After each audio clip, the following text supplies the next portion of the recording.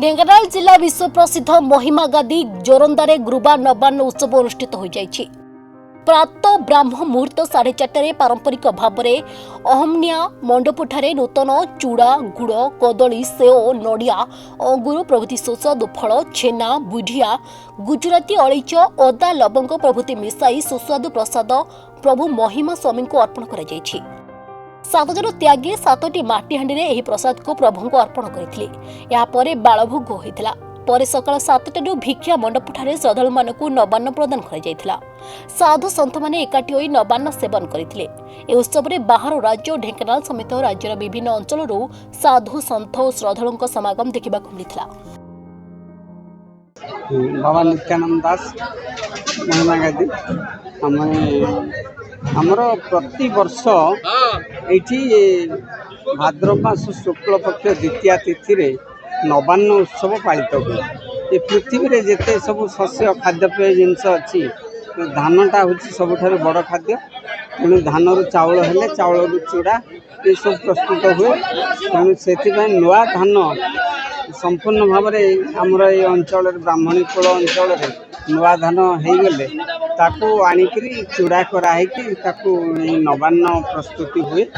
साधु मान समस्ते एकत्रित होती। महिमा गादी हूँ महिमा धर्मर केन्द्रपीठ तेणु ये प्रतिवर्ष यही समय चारि दिगरू सबू जिलूर भक्त मैंने आशा को लगी आंध्र पश्चिमबंग छत्तीसगढ़ ये सब राज्य मान सब भक्त मैंने समस्ते समवेत हेले प्रभु प्रार्थना कले सारा रात्रि नाम भजन है मोहन मोहन झी आहुति कराला।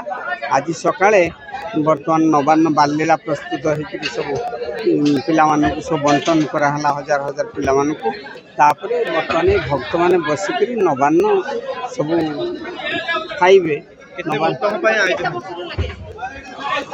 भक्त मैंने आसवा संख्या नहीं आसी 10,000 भितर भक्त मान आयोजन कराई। हाँ हाँ ये 43 मसीहा 1943 आरंभ है 1943 आरंभ है प्रति वर्ष अनुष्ठित नवान्न तो नुआ चूड़ा गुड़ नड़िया कदली क्षीर बसा दही मरीच अदा कर्पूर फल फल जेते सब जहाँ भक्त मैंने आनी सब पड़ी। गुरु ब्रह्म महिमा अलेख परम ब्रह्म महिमा अलेख। आज जो आमर देश में ओडिशा सारा समस्ते उद्वेग हो नुआ वर्ष पालन करती नुआ खाई आमर ये समस्ते जोरंदा गादी रे आशीर्वाद नहीं संसार भितर चल प्रचल करती ए जगत रे उद्धार पाई समस्ते माया मोह संसार उद्धार पाइबा आज ये जोरंदा को धाई आसती। प्रभु परम पिता गुरु ब्रह्म महिमा अलेख विजय कर नीरेन्द्र कुमार नायक टांगी टांगी 14 ब्लॉक टांगी उच्चपदा। आज जो नुआखाई एक्चुअली सरकार नियम अनुसार आमर नुआखाई हुए पंचमी किंतु आम जोरंदा गादी प्रति वर्ष ये जो आमर मास द्वितीय तिथि नुआखाई पालन करा जाए। यही महिमा गादी आम जो पालन करा जाए आम मु प्राय 10 वर्ष है आसूँ।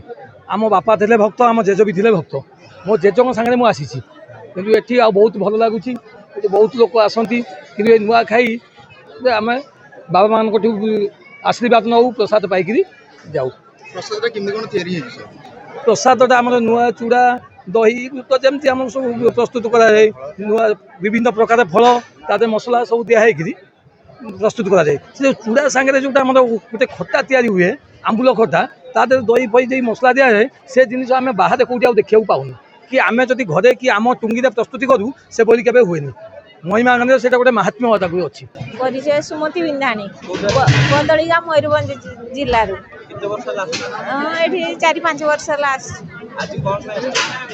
नुआखिया हम जोरंदार से आज्ञा मु 35 वर्ष दीक्षित है विश्वास बहुत अच्छी। हाँ महिमा उल्लेख निराकार से निरंजन सी देखा दियो माने जमती शिव ठाकुर सेमती नुहति शून्यवासी विश्वास अच्छी बोली आसुचे आम आसी सब माघ मेला रे आसबी अबिरा पूर्णमी रे नुआखिया रे आसी ଯେତେବେଳେ ମନ ହେଲେ ସାଧୁମାନେ ଯାଆନ୍ତି ଆମ ଘରମାନଙ୍କୁ ଭିକ୍ଷା ପାଣି ଦେଇ। ଆମର ପୁଅ ବୋଉ ନାତି ସବୁ ଆସିছে।